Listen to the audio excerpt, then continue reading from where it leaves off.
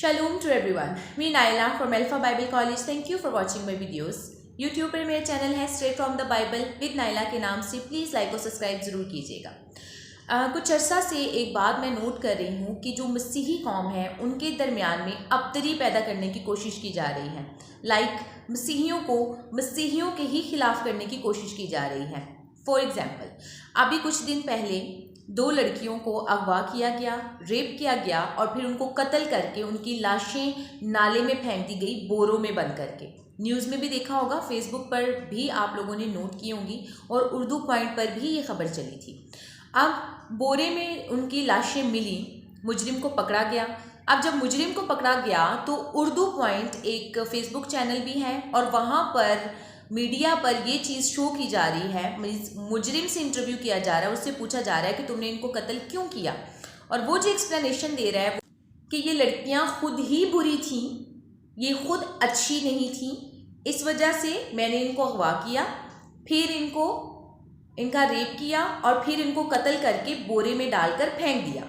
पहली बात, अगर लड़कियां खुद ही बुरी थीं, ओके फाइन, तो अगवा करने की क्या ज़रूरत थी? वो खुद क्यों नहीं आपके साथ चली गई? दूसरा, फिर उन्होंने खुद ही आपको अलाउ कर देना था, रेप करने की क्या ज़रूरत थी?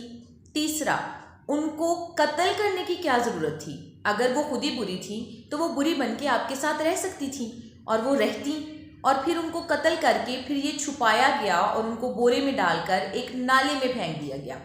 बट इस बात पर यकीन किया गया, ओके फाइन, लड़कियां बुरी हैं. अब यहाँ पर अफसोस की बात ये थी कि जहाँ पर नीचे मसीहियों के कमेंट्स अगर आप देखते तो वो ये थे, हाँ हमारी लड़कियां ही बुरी हैं, हम कैसे उनकी आवाज़ बने, हम कैसे अपनी आवाज़ बुलंद करें, हमारी लड़कियों ने ही तो बुरा किया है, उनमें ही तो फॉल्ट है. मैं पहले भी आपसे एक वीडियो में ये बात डिस्कस कर चुकी हूँ. फर्स्ट ऑफ ऑल तो उनकी फैमिली की बात करते हैं. उनकी फैमिली ने कहा कि ये जो लोग थे ये इन लड़कियों को परेशान कर रहे थे और इन्होंने इनको अगवा किया और उनको इस्लाम की कबूल करने की दावत दी.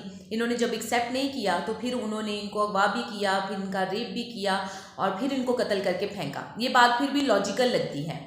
फिर ही आप किसी को अगवा करेंगे जब आपकी कोई बात नहीं मानेगा, फिर ही आप उसके साथ रेप भी कर सकते हैं, उसको फिर रेप करके कि किसी को अब बता ना दे, मेरी बात एक्सपोज ना हो जाए, फिर आप उसको कत्ल भी करेंगे और फिर कत्ल को छुपाने के लिए आप उनको बोरों में बांध कर फेंक भी देंगे. लेकिन जो बात यहाँ पर अफसोस की ये है कि हम लोग अपने ही लोगों की आवाज़ नहीं बनते हैं, बल्कि हमें खुद में ही फॉल्ट दिखाया जा रहा है कि हमें खुद गलती है और हम अपनी ही गलती को हाईलाइट करके और जो चीज़ें प्रॉब्लम क्रिएट कर रही हैं, मीन्स उस आदमी की कोई गलती नहीं है, एक आदमी की, 2 आदमियों की या 3, जितने भी उसमें इन्वॉल्व थे, उनकी कोई गलती नहीं है जिन्होंने ये काम किया. गलती हमारी बेटी की है, हमारी बच्ची की है. पहली बात, आपको एक बात कहना चाहूँगी. अभी कल रात की बात है, आज 19 जनवरी है 2021. अभी कल रात को मैंने न्यूज़ में सुना है, एक बच्ची है 7 साल की, उसका नाम है मोनिका. उसको भी अगवा किया गया है, उसका रेप किया गया है और उसको कत्ल कर दिया गया है. तो आप मुझे एक बात बताएं, मैं मसीहियों से मुखातिब हूँ, क्या उस बच्ची का भी कोई कसूर होगा बीच में, या वो भी इन्वॉल्व थी? वो इन्वॉल्व होगी. 7 साल की बच्ची किसी बड़ी एज के आदमी के साथ इन्वॉल्व होगी. वो खुद से अगवा हुई, खुद से उसने अपना रेप करवाया और खुद से फिर उसने कहा ओके फाइन, आओ अब मुझे कत्ल कर दो. प्लीज़ अपनी आंखें और कान खोलें. पहली बात, गलती और ख़ता किसी से भी हो सकती है. अगर किसी से गलती और ख़ता हो जाती है तो क्या हम उसको उसके हाल पर छोड़ देते हैं? अगर आपके बच्चे खुद से कहते हैं कि मुझे उस गटर में जाकर गिरना है, तो क्या आप उसको अलाउ कर देते हैं जाकर गिरे? और अगर वो ज़बरदस्ती हाथ छुड़ाकर गिरने के लिए चला भी जाता है तो क्या आप उसके पीछे भागकर नहीं जाते? क्या उसका हाथ पकड़कर खींचकर, इवन थप्पड़ मारकर, क्या आप उसको वापस नहीं लेके आते? कि नहीं, क्योंकि आपको पता है कि जब ये गटर में गिर जाएगा तो इसको कौन सी प्रॉब्लम्स फेस करना पड़ेगी और इसके साथ क्या होने वाला है. ये शायद बच्चा नहीं जानता, लेकिन आप जानते हैं. तो जब आप अपने बच्चों का साथ और हाथ नहीं छोड़ते, तो या तमाम मसीही बहन भाई एक दूसरे के जिस्म के हिस्से नहीं हैं? क्या ये आपके बच्चे आपकी बेटियां नहीं हैं? अगर आप अपने बच्चों के लिए इतनी फिक्र रखते हैं तो क्या ये तमाम मसीही बेटियां आपकी अपनी बेटियां नहीं हैं? मसीही बेटे आपके अपने बेटे नहीं हैं? तो क्यों आप अपनी जान इस कदर इन चीज़ों से छुड़ाते हैं, और बल्कि अपने बच्चों की, मसीही बेटों की, बेटियों की आवाज़ बने। क्या 7 साल की बच्ची का कसूर है? वही गई, वो बाहर क्यों निकली, उसने ऐसे कपड़े क्यों पहने थे? क्या उस आदमी का कसूर नहीं है जो एक 7 साल बच्ची को ले गया, फिर रेप भी किया और फिर कत्ल भी कर दिया? सोचिए उसके पेरेंट्स पर क्या गुजरी होगी जब ये सब कुछ उनकी आंखों के सामने हुआ होगा और उन्होंने अपनी बच्ची की लाश को देखा होगा। प्लीज़ प्लीज़ आपसे रिक्वेस्ट करना चाहती हूँ, इल्ज़ाम लगाना बंद करें। बाइबल मुकद्दस में यूहन्ना की मार्फत लिखाया गया अंजीली बयान chapter 8 verse 11 to 17 please read कीजिएगा। मैं आपको उसकी की वर्स बता देती हूँ। पहला पत्थर वो मारे जिसने खुद कभी कोई गुनाह नहीं किया। अगर आपके बच्चों से, आपकी बेटियों से, बेटों से गलती हो जाती है तो उनको माफ़ करें, उनको सीधे रास्ते पर लेके आएँ, उनको खींच कर, उनको तंबीह करके। बाइबल मुकद्दस कहती है कि अगर तुझे लाठी का इस्तेमाल करना पड़े तो वो भी कर, लेकिन उनको राह रास्त पर लेके आए, उनको उनकी मर्जी पर छोड़ मत दे। और मुजरिम को ये मत, उनके सामने शर्मिंदा मत हो जाए कि हाँ हमारी बच्ची की गलती थी, हमारे बेटे की गलती थी, बल्कि उसको कहें कि तुम भी उतने ही इन्वॉल्व हो, और वो बच्चा और बच्ची, उसकी एज कम है या उससे जो मिस्टेक हो गई है उसको हम सॉल्व करने की कोशिश करेंगे, उसको बेहतर बनाने की कोशिश करेंगे। देखें, दो चीज़ें होती हैं, एक होता है गुनाह, एक होता है जुर्म। जो भी कोई जुर्म करता है, जुर्म की सज़ा गवर्नमेंट देती है, कानून बने हुए हैं। अब जो कोई गुनाह होता है उसकी सज़ा खुदा बाप देता है। कलाम मुकद्दस में लिखा है जजमेंट का इख्तियार जो है वो खुदा के पास है, और यहोवा खुदा ने ये इख्तियार यीशु मसीह को दे दिया है, अदालत को यीशु मसीह के सुपुर्द कर दिया है। अब जो अदालत है, जो गुनाह है, उसकी सज़ा यीशु मसीह को देने दें। दूसरों को जज मत करें। हम क्या हैं, हमें पहले खुद पर भी गौर करना है कि हम क्या हैं। जब आप खुद, अच्छा एक चीज़ आपको बताना चाहती हूँ, बड़ी इंटरेस्टिंग सी है। जब मुझे किसी में कोई गलती नज़र आती है ना, या मुझे लगता है कि फ़लाँ ने ये किया, मुझे अच्छा नहीं लगा, तो मैं एक चीज़ करती हूँ, मैं मिरर के सामने जाकर खड़ी हो जाती हूँ और मैं अपना पास्ट देखती हूँ, और फिर मैं अपने पास्ट की मिस्टेक्स को नोट करती हूँ। और जब मेरे सामने वो तमाम गलतियाँ आती हैं जो मैंने भी की थी, तो मुझे जो सामने मेरे खड़ा होता है, या जिसके खिलाफ मैं बात सुन के आई होती हूँ, या जिसमें मुझे गलती नज़र आ रही होती, यकीन माने मुझे उसमें कोई गलती नज़र नहीं आती। मुझे ऐसा लगता है कि ये इस एज में ये मिस्टेक कर सकते हैं, और अगर उन्होंने ये मिस्टेक की है तो इनको भी माफ़ी मिलनी चाहिए, क्योंकि मुझे भी माफ़ी मिली है। मुझसे भी पास में बहुत मिस्टेक्स हुई हैं और मैंने भी खुदा से माफ़ी हासिल की है। इसको भी पूरा इख्तियार है कि इसको भी माफ़ किया जाए। सो प्लीज़ प्लीज़ प्लीज़ इल्ज़ाम तराशी करनी बंद करें। ये मसीहियों के दरमियान एक अबतरी पैदा करने की कोशिश की जा रही है, मसीहियों की आवाज़ को दबाने की कोशिश की जा रही है, कि ये आवाज़ अपनी बुलंद ना करें, क्योंकि मीडिया के ज़रिए से और भी काफ़ी चैनल्स के ज़रिए से मसीहियों की डिफरेंट कंट्रीज़ में पहुँच रही है, और ये आवाज़ दबाने की कोशिश की जा रही है आपकी आँखों के तिनके दिखाकर। कलाम मुकद्दस में लिखा है, पहले अपनी आँख के शहतीर को निकालो, फिर दूसरी की आँख के तिनके को निकाल सकना। सो आपकी आँखों के तिनके आपको दिखाई जा रहे हैं और अपनी आँखों के शहतीर को छुपाया जा रहा है। सो जो कलाम मुकद्दस में वर्सेस लिखी हैं, कलाम लिखा है, उसको सिर्फ रीड मत किया करें, बल्कि उसकी गहराई तक पहुँचा करें, दुआ किया करें, रूह कुदस की कुदरत को मांगा करें कि हम इसकी गहराई तक पहुंच सकें। और जब आप इसकी गहराई तक पहुंचेंगे तो चीज़ें ज़्यादा क्लियर होना शुरू हो जाएंगी। एक दूसरे का सहारा बने, एक दूसरे की मदद करें, एक दूसरे की गलतियों को माफ़ करें, उसको एक्सपोज मत करें। आप एक्सपोज करते हैं, जब इल्ज़ाम तराशी करना शुरू कर देते हैं तो खुद को ही बुरा ठहराते हैं। सो प्लीज़ एक दूसरे की आवाज़ बने, मसीहियों की आवाज़ बने।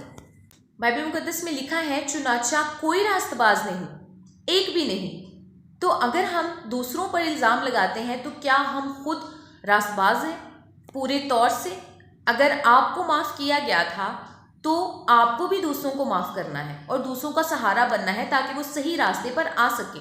अगर हम में से हर एक मिनट के लिए अपनी आंखें बंद करें और अपना पास्ट चेक करें, इवन कुछ लोगों अपना प्रेजेंट भी चेक करें, तो क्या वो लोग प्योर हैं हर लिहाज से?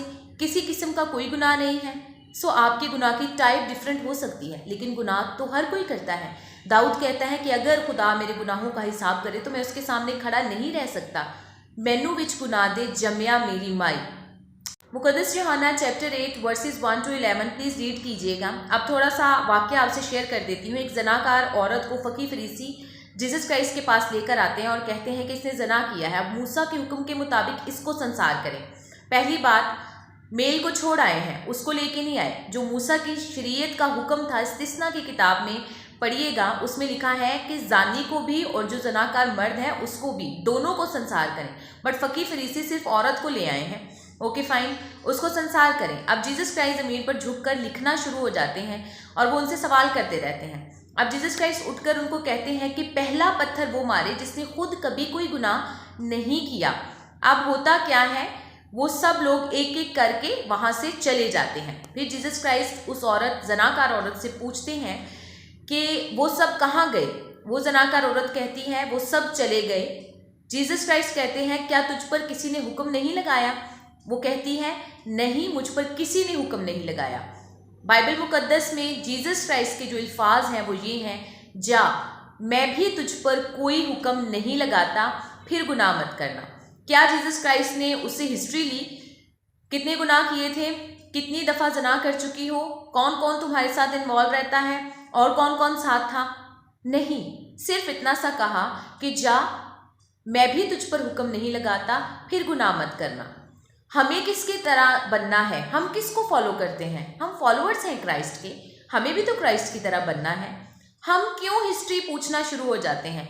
आगे जो आपके सामने एक पर्सन है, अब बेहतर बन गया है या बेहतर बनने की कोशिश कर रहा है, हम उस चीज़ को छोड़कर उसके पास्ट को दोहराना शुरू हो जाते हैं, हम इल्ज़ाम लगाना शुरू हो जाते हैं। सो प्लीज़ प्लीज़, बाइबल मुकद्दस में लिखा है चुनाचा कोई रास्तबाज नहीं, एक भी नहीं। सो इस चीज़ पर गौर करें और जब हम अपनी गलतियों खताओं को भी देखेंगे तो हम इल्ज़ाम नहीं लगाएंगे। हाँ, बेशक हमें दूसरों को बेहतर बनाने की कोशिश करनी चाहिए, दूसरों को सही राह पर लाने की कोशिश करनी चाहिए, लेकिन इल्ज़ाम तराशी से नहीं, साथ दें, मोहब्बत से, प्यार से एक दूसरे के साथ पेश आएँ। इल्ज़ाम लगाएंगे, क्रिटिसाइज़ करेंगे तो आप दूसरों के लिए भी अबतरी का बाइस बनेंगे और दूसरे आपसे भागेंगे और दूर जाएंगे। आपको ऐसा नहीं करना है। मोहब्बत, प्यार से खुदा के कलाम के मुताबिक उनकी बेहतरी करें, उनकी इस्लाह करें, लेकिन इल्ज़ाम तराशी ना करें। अपनी कौम की, अपने लोगों की आवाज़ बने। आप खुद को खुद से ही डाउन मत करें, क्योंकि यही तो लोग चाहते हैं। वो चाहते ही नहीं कि मसीहियों की आवाज़ दूसरों तक पहुँचे, वो अपनी आवाज़ को बुलंद करें, बल्कि वो चाहते हैं कि इनको इन्हीं के मुखालिफ कर दिया जाए। फिर से रिपीट करती हूँ, आपको आपकी आंखों के तिनके दिखाए जा रहे हैं और अपनी आंखों के शैतीर वो लोग छुपा लेते हैं। सो प्लीज़ कॉन्शियस हों, क्योंकि कलाम मुकद्दस में लिखा है कि कबूतर की मानिद बेज़र और सांप की मानिद होशियार रहो। होशियार रहने की ज़रूरत है। बाज़ लोग समझते हैं वर्ष है कबूतर की मानिद भोले। सो प्लीज़ रीड कीजिएगा, कबूतर की मानिद भोले नहीं लिखा, कबूतर की मानिद बेज़र मीन्स किसी को नुकसान मत पहुंचाओ, बट सांप की मानिद होशियार रहे। होशियार हो जाएं अपने बच्चों के लिए, होशियार हो जाएं अपनी नौजवान नस्ल के लिए, होशियार हो जाएं अपने छोटे बच्चों के लिए। कॉन्शियस हों, कलाम मुकद्दस के मुताबिक उनकी तरबियत करें, उनको आइन सिखाएं खुदा के, उनको सीधे अल्फाज में उनसे प्रॉपर बात करें, डायरेक्टली बात करें। What is wrong, what is right according to the Bible. कहाँ जाना है, कहाँ नहीं जाना है, किन से शादी करनी है, किन से शादी नहीं करनी है, कहाँ जाने से आप खुदा की बादशाही मीन्स परदोस में दाखिल होंगे और कौन सी चीज़ें आपको दोज़ख में लेकर जाएंगी, किस मज़हब में आपने रहना है, आपका ईमान क्या है। ये चीज़ें अब इधर उधर हवाओं में आके लोग नहीं सिखाएंगे, आपने सिखाना है। पेरेंट्स हैं, अच्छे पेरेंट्स बने, अच्छे बहन भाई बने, अच्छे दोस्त बने। हर एक, हम में से हर एक का मकसद है, कलाम मुकद्दस में लिखा है जाओ और सब कौमों को शागिर्द बनाओ। पहले अपने, जब आप अपने घर से शुरू करेंगे फिर आप दूसरों तक भी पहुंच सकेंगे। सो प्लीज़ प्लीज़ प्लीज़, आप अपने घर के ज़िम्मेदार हैं, अपने बच्चों के ज़िम्मेदार हैं, अपने बहन भाइयों के ज़िम्मेदार हैं। सो प्लीज़ मेरा ये मैसेज दूसरों तक भी शेयर कीजिएगा। होप सो कि आपको मेरी बातें पॉजिटिव लगी होंगी और जो चीज़ें आपको पसंद आई होंगी प्लीज़ कमेंट्स करके बताइएगा। जो चीज़ें नेगेटिव भी लगे वो भी बता दिया करें। मैं गलत भी हो सकती हूँ, मैं उन चीज़ों को नेक्स्ट अपने ख्याल में रखूँगी। So thank you so much, God bless you all.